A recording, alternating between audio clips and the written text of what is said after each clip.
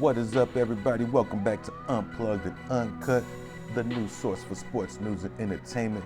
Today we're going to get into the Spurs tank theory and some of the problems that are in this theory. Before I get started, if you haven't taken the time to hit that subscribe button, make sure you do. I am giving away a PlayStation 5 disc edition with the game of your choice, and all you have to do to be entered to win is be an active subscriber and leave comments in the comment section. But without further ado, let's get into some of the issues with the Spurs tank theory. So to get into this scenario, we really got to look at the Spurs roster as presently constructed.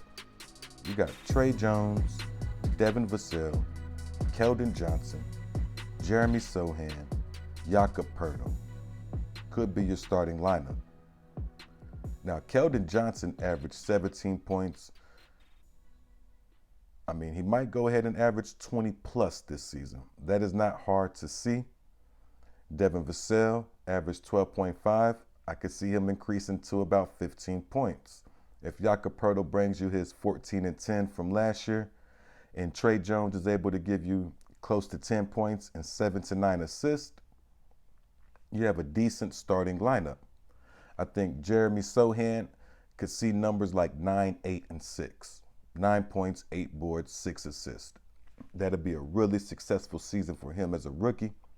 And then you got Primo, Blake Wesley, Josh Rich, Doug McBuckets, Zach Collins, Malachi Branham, Romeo Langford, Dominic Barlow, and you never know, Darius Days might make this team the way he's been playing in Summer League. So that brings us our squad into our first issue. The Spurs might just be too good to get a top 4 pick. Now, we're not saying they land outside of the top 10, but do you really want the 9th or 10th pick again? Or are you aiming for a higher pick like top 4? So this squad, as constructed, might be too good to get into that top 4 pick. Keldon Johnson and Devin Vassell, Jakob Poeltl, those are really good players. Now, the second issue you're going to have is going to be that Hornets pick. Now, the Charlotte Hornet pick is heavily protected. It is top 16 protected.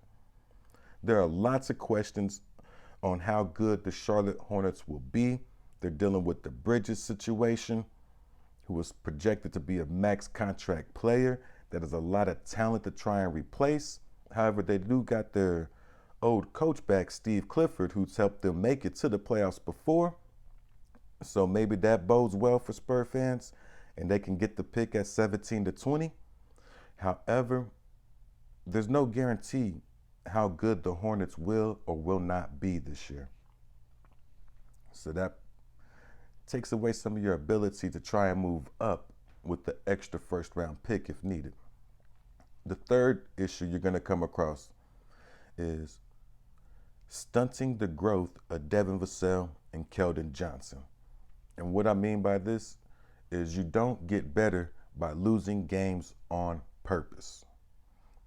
Which leads me back to the first issue, is if you're not going to lose on purpose, and I haven't seen Coach Pop ever coach to lose on purpose, unless you want to count the time when he took Tim Duncan out of the finals with nobody to get the rebound, and Ray Allen hit that shot. Nah. Why'd I have to bring that up? What was you doing, Pop? I still need to know that. Still need to know. That's the only time I ever questioned the greatest coach. Oh my God, I was yelling at the TV guys. I promise you. But you're not gonna lose games on purpose, and you might be too good to lose enough with Devin Vassell and Keldon Johnson, especially with them continuing to get better. So that's the third issue. Now the fourth issue you're gonna have is Jakob Poeltl and Jeremy Sochan might just be too good on the defensive end to lose enough games. Coming back to that first issue, Jakob Poeltl is a monster on defense, and Jeremy Sochan is projected to be a monster on defense. You combine that with Devin Vassell's ability to be a wing deterrent And Trey Jones is actually a really good on-ball defender as well. That means your weakest link on defense in that starting lineup would be Keldon Johnson, who's not really a weak link on defense. He's going to give max effort, and he's going to compete. He just isn't as good as Devin Vassell on defense. So, again, your defense might be too good. Which leads us into the fifth problem. Let's say you are good enough to be the worst team. Does that even make sense? You're good enough to be the worst. I'm just playing, y'all. Let's say you lose enough games to have the worst record in the NBA. There's still no guarantee that you get the #1 pick, with the NBA being a lottery system. Now, with all that being said, this draft, #1 consensus pick so far, Victor Wembanyama, is an opportunity that quite a few teams are going to swing for the fences just to acquire. So you can't be mad that the Spurs might, we'll say, get rid of a few players that could help them win games. Jakob Poeltl, Josh Richardson, Doug McBuckets could be some casualties this year as the Spurs try to lose more games. Not the coaching, not the players, but the front office. Brian Wright tries to put the Spurs in a position to lose more games, develop the young talent they have so they can go after Victor Wembanyama. But you got the lottery system to deal with. You got a team that might just be too good to get a top draft pick, but not quite good enough to compete for the playoffs. Like we said, that 9th through 10th, 11th, 12th, those picks are okay. And you can find winning talent with those picks. But if you're actually tanking, more than likely you're trying to get a top 4 pick. So those are the holes and the problems that I see with the Spurs tank theory. I don't think the Spurs are doing a full tank job. However, I think Brian Wright might put Pop in a position where it's harder for him to win as many games as Pop would prefer to win. You know, he's going to coach his players to win, and they're going to compete, and they're going to really try. But if you put the right pieces on the floor and you take away a couple of those key players, Jakob Poeltl, that's really going to affect the Spurs' ability to win games. It might put them in a better position to get a top draft pick.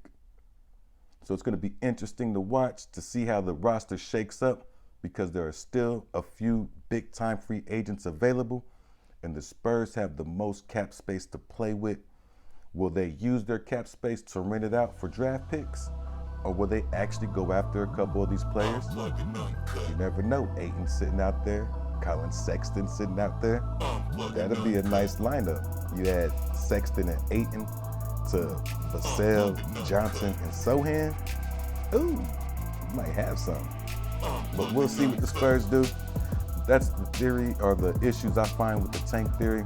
Guys, do y'all have any other issues you see with this tank theory? Do you think the Spurs are tanking for that top pick? Or do you think they're just going to go out there and play the best they can and let the dominoes fall where they may? But that's all I got for the Spurs tank theory, guys. I can't wait to see how y'all feel about this, to see if anybody else has any other issues they see with it that I might have missed. But we'll be talking later, because your boy is out. Peace.